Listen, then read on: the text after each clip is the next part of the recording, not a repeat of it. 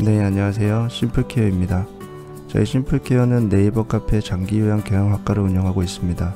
아래 주소를 검색하시거나 네이버 카페에서 장기요양 경영학과를 검색 후 가입 승인 받으시면 필요한 정보나 자료를 얻으실 수 있습니다. 또한 저희는 장기요양 재무회계 예산 결산 보고 및 회계 입력 업무 대행을 진행하고 있고요. 장기요양 사업 관련 법, 제도, 노무, 세무, 회계 관련해서 무료 상담을 진행하고 있습니다. 아래 번호로 전화 주시거나 메시지 주시면 상담 받으실 수 있습니다.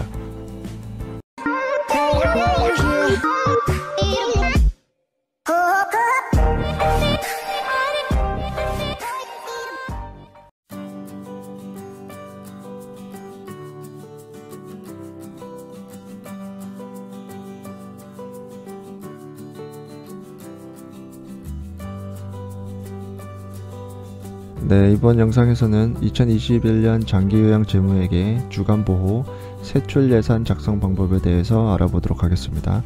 해당 영상에서 사용되는 프로그램은 아래 번호로 문의하시면 구입하실 수 있습니다.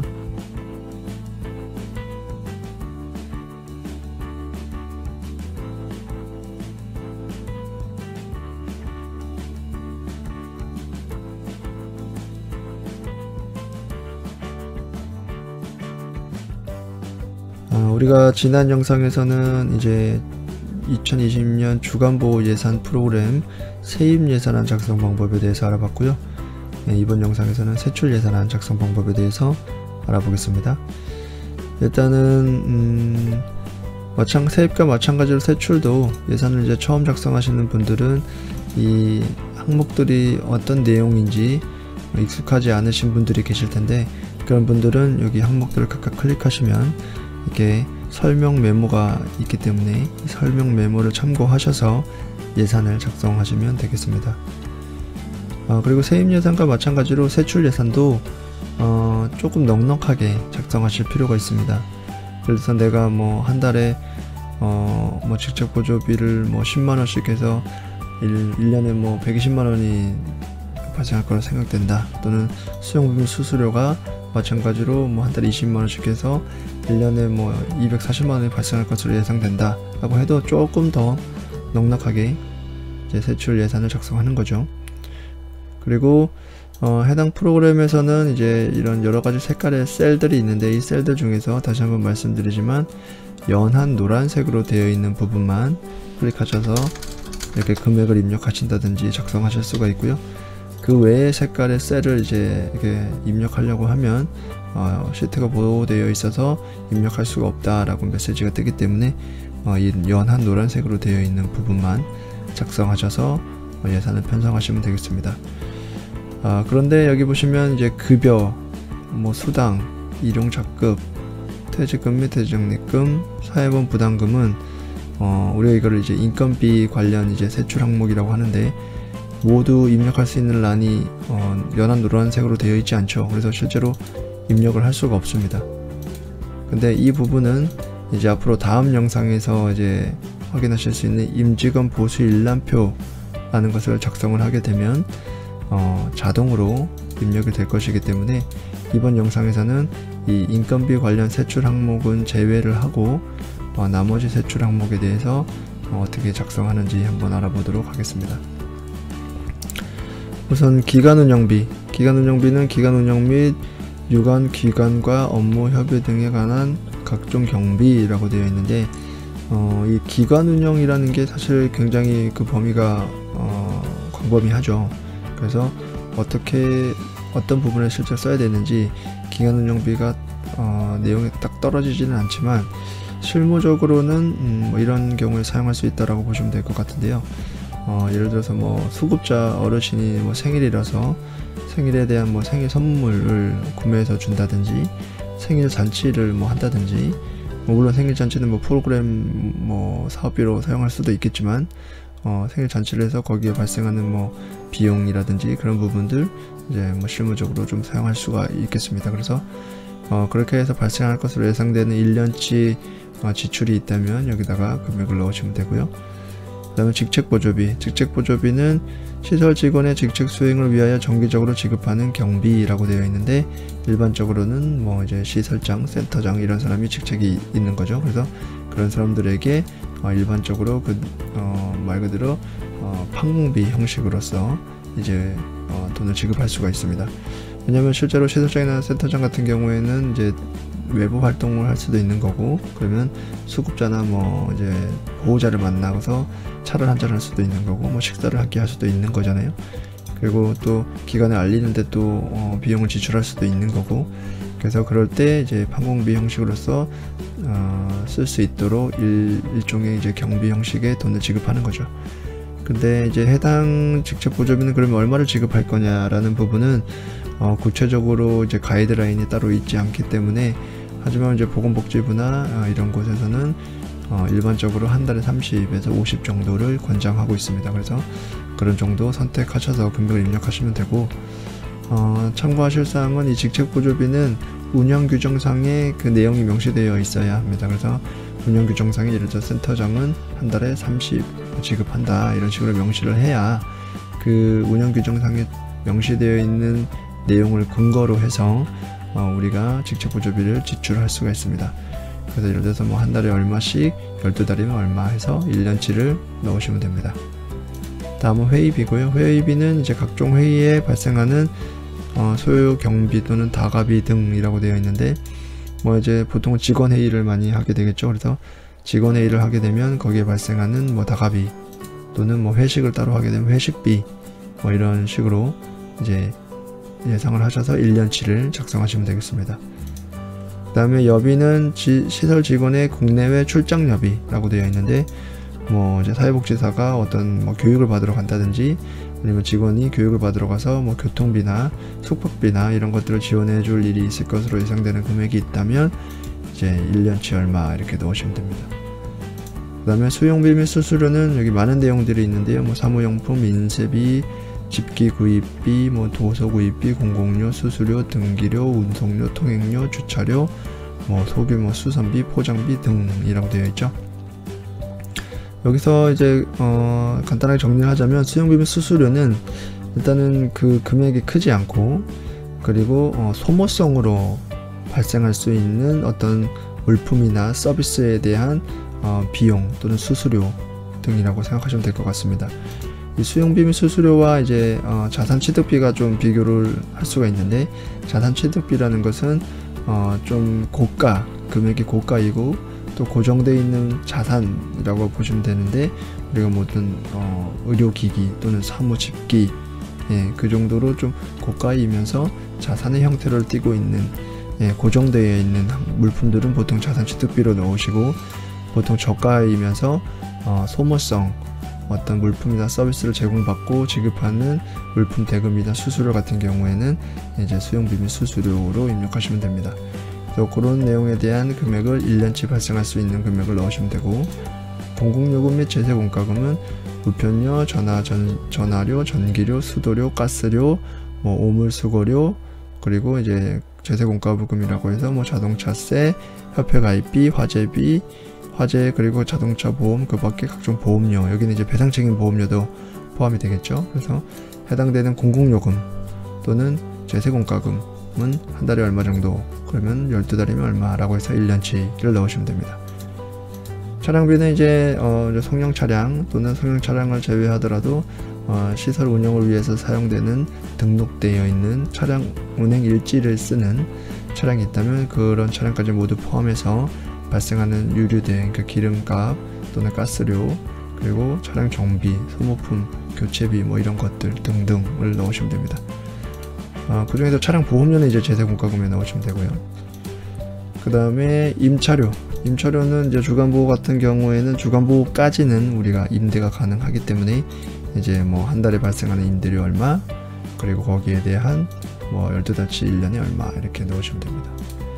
기타 운영비는 시설 직원의 건강진단비, 그 밖에 복리후생에 드는 비용비, 상용 의료비, 급량비 등 운영 경비로 위에서 분류되지 않는 경비라고 되어 있는데, 말 그대로 보통 예전에는 이제 사회복지 재무회계 규칙에는 이제 기타 후생비라는 항목이 있었는데, 2018년도에 이제 사회복지 재무회계 규칙도 바뀌고, 그리고 장기요양기관 재무회계 규칙도 새로 신설되면서 이제 기타 운영비로 이제 통합이 됐습니다. 그래서 기타 운영비에는 일반적으로는 이제 복리후생비, 그러니까 직원에 대한 복리후생비라고 해서 뭐 직원에 대한 주간보호에서는 뭐 유니폼을 맞춰서 준다든지, 뭐 앞치마를 맞춰준다든지, 아니면 직원들의 어떤 여기 말하는 건강진단비가 될 수도 있는 거고, 상용 의료비라고 아까 말씀드린 거 유니폼 같은 것들, 또는 어떠한 뭐 선물을 준다든지 뭐 이런 거 줄 수 있죠. 특별한 날에 연말에 줄 수도 있는 거고, 직원 생일이라고 해서 또 줄 수도 있는 거고. 그래서 그런 직원에 대한 후생비로서 발생할 것으로 예상되는 금액이 있다면 그 1년치를 작성하시면 됩니다.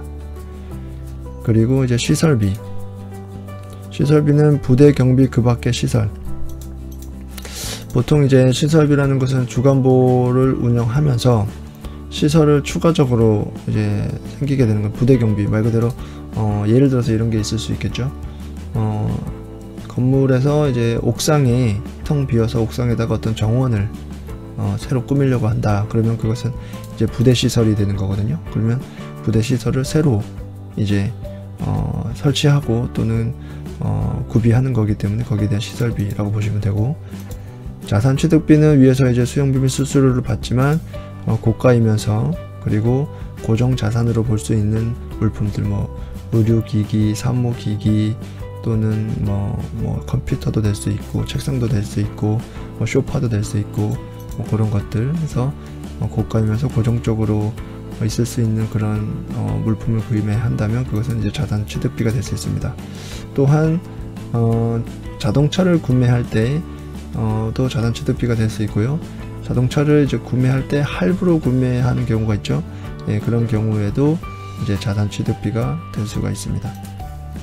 시설 장비 유지비, 여기 보시면은 건축 설비, 공구, 기구, 비품, 수선비 뭐 등등이 있을 수 있는데, 시설 장비 유지비는 말 그대로 시설을 운영하면서 그 장비를 이제 유지해야 되는 부분이 있죠. 뭐 예를 들어서 엘리베이터를 설치가 되어 있다면 엘리베이터를 이제 보통 한 달에 한 번씩 점검을 하고 유지 관리를 해줘야 되는 부분들이 있기 때문에 그런 시설을 유지하는 데 발생하는 비용 등이라고 보시면 될 것 같습니다. 생계비는 이제 말 그대로 이제 어르신들 주부식비 등이 될 거고요.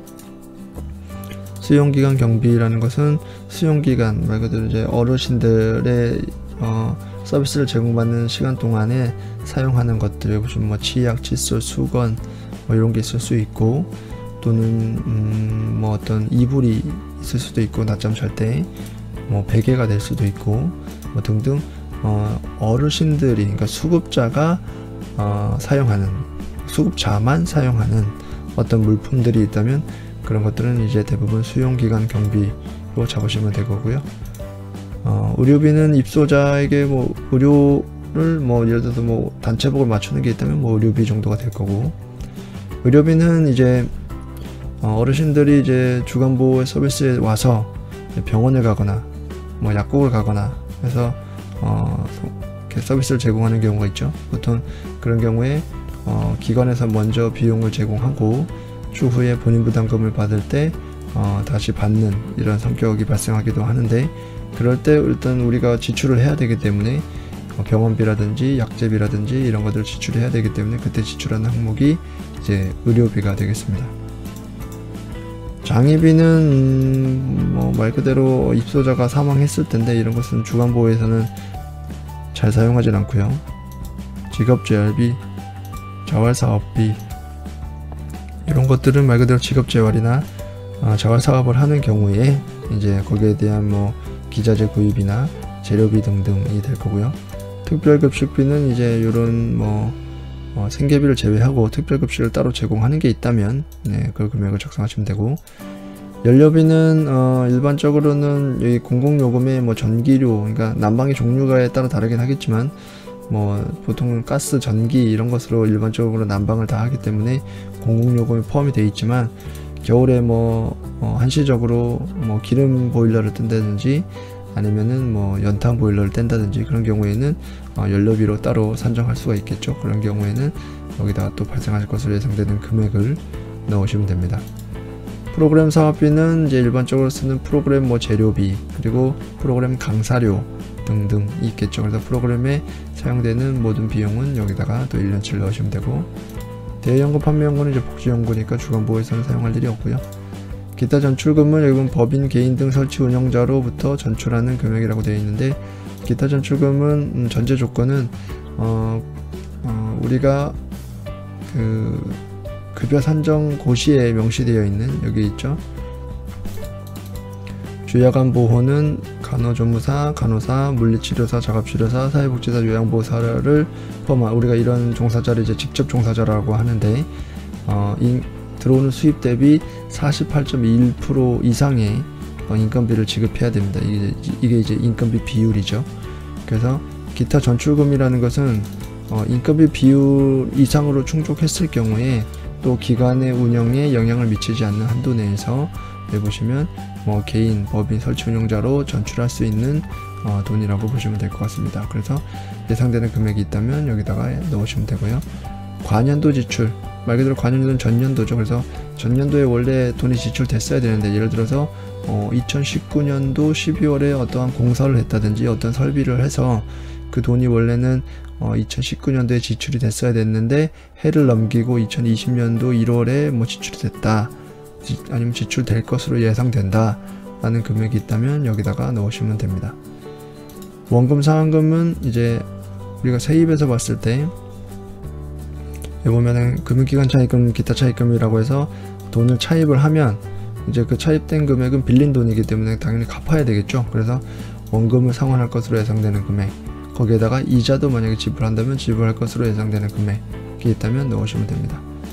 잡초질은 시설에 지출하는 보상금, 사례금, 소송 경비 등이라고 되어 있는데, 이런 해당 내용 외에도 위에서 말한 모든 지출 항목을 제외한 별도의 지출할 것이 있다면 이제 잡초질로 예상되는 금액을 넣으시면 되고, 예비비라는 것은 우리가 1년의 예산 총액, 그러니까 세입 예산 총액에서 1% 한도로서 이제 예비비를 산정할 수가 있는데, 예비비라는 것은 예측이 불가능한 어떠한 특별한 일이 발생했을 때 사용할 수 있는 항목으로서, 예를 들어서 뭐 자연재해나 뭐 그런 것들이 발생할 수 있겠죠. 뭐 홍수가 났다든지 지진이 났다든지 아니면 뭐 화재가 났다든지, 그럼으로써 어떤 시설에 피해가 발생하고 그 피해를 복구하는데 뭐 쓰는 돈, 이 정도가 될 것 같은데요. 그러니까 예측이 불가능한, 보통 예측이 불가능하다고 하면 그 정도는 돼야 되겠죠. 그래서 그럴 때 발생할 수 있을 것으로 예상되는 금액인데,